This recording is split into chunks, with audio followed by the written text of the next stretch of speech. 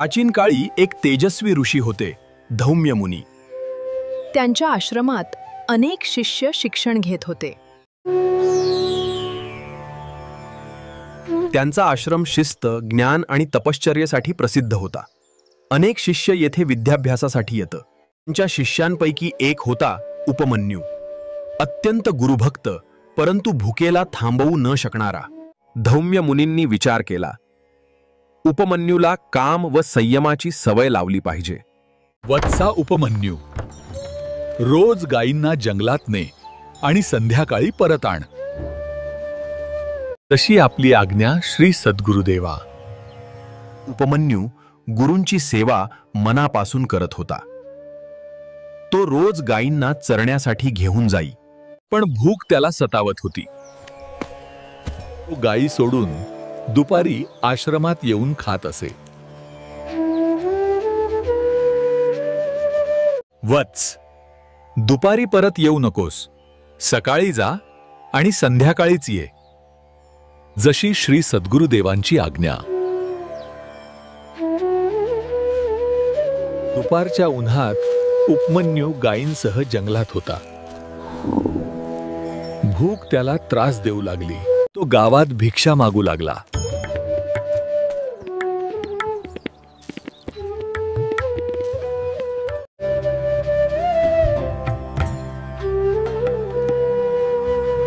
काही दिवसांनी धौम्य मुनींना दिसले की उपमन्यू उपाशी राहूनही जाडसरच आहे. वत्सा, इतका तृप्त का दिसतोस? श्री सद्गुरुदेव, मी भिक्षा मागतो आणि जेवतो. वत्स, शिष्याने भिक्षा स्वतःसाठी ठेवू नये. आतापासून सगळी भिक्षा आश्रमाला द्या.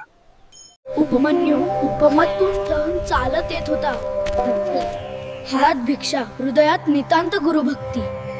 उपमन्यूने पहिली भिक्षा गुरुला अर्पण केली.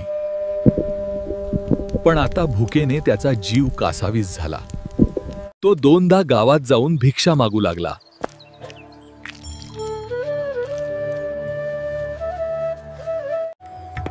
वत्सा, इतका तृप्त का दिसतोस? गुरुदेव, मी एकदा भिक्षा आश्रमाला देतो, दुसरी मी खातो. वत्सा, आतापासून जे काही मिळेल ते आश्रमालाच दे. पण उपमन्यू पुन्हा मार्ग शोधू लागला. तो वासरं पिताना खाली पडलेले दुधाचे थेंब खात असे.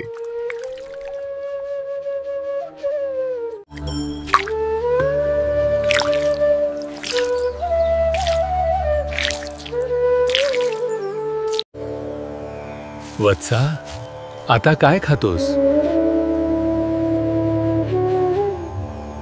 गुरुदेव, मी वासरं पिताना खाली पडलेले थेंब खातो.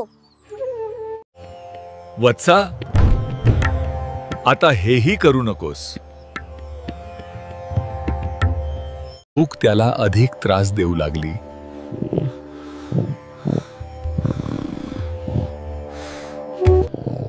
एका दिवशी त्याने रुईचे झाड कापले. त्याने पाने शंकासारखी बनवली आणि त्यात रस जमा केला. त्याने रस पिण्यास सुरुवात केली.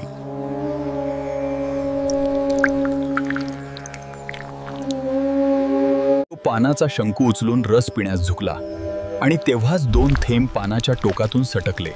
थेट उपमन्याच्या डोळ्यांत पडले. अरे देवा, मला दिसेनासं झालं. माझे डोळे.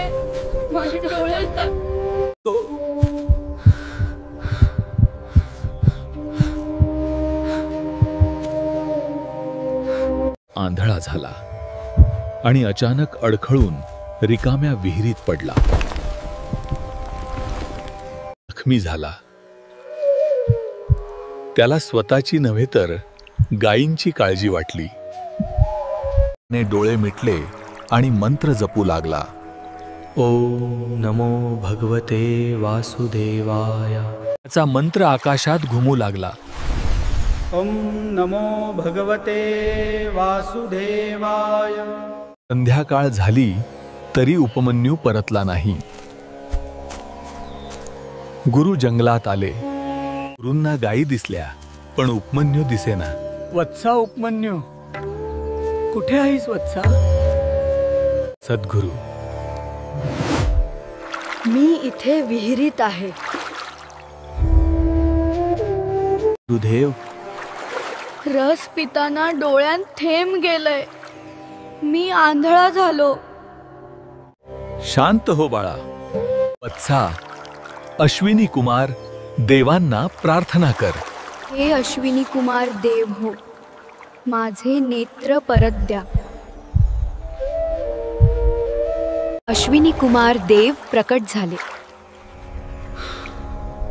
वत्सा, काय हवे तुला? माझे नेत्र परत द्या.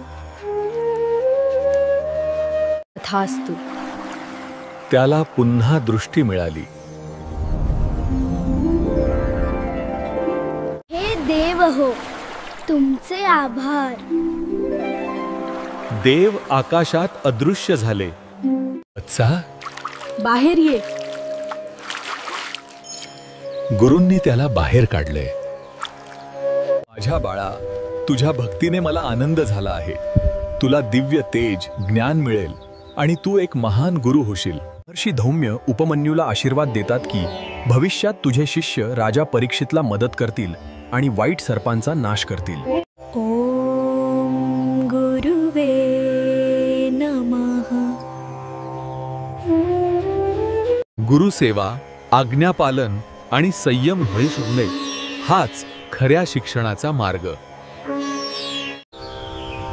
ओम गुरुवे नमः. गुरुसेवा परमं तपः. गुरुभक्त्या लभ्यते सर्वं ज्ञानं च सिद्धयः. ॐ भूर्भुवः स्वः तत्सवितुर्वरेण्यं। उपमन्यूने हे सिद्ध केले की शिष्य जर प्रामाणिक असेल तर देवताही त्याच्या सहाय्यास धावून येतात. तस्मात् शिष्यः सदा कुर्यात् गुरुसेवां समाहितः। ओम शांति शांति शांति.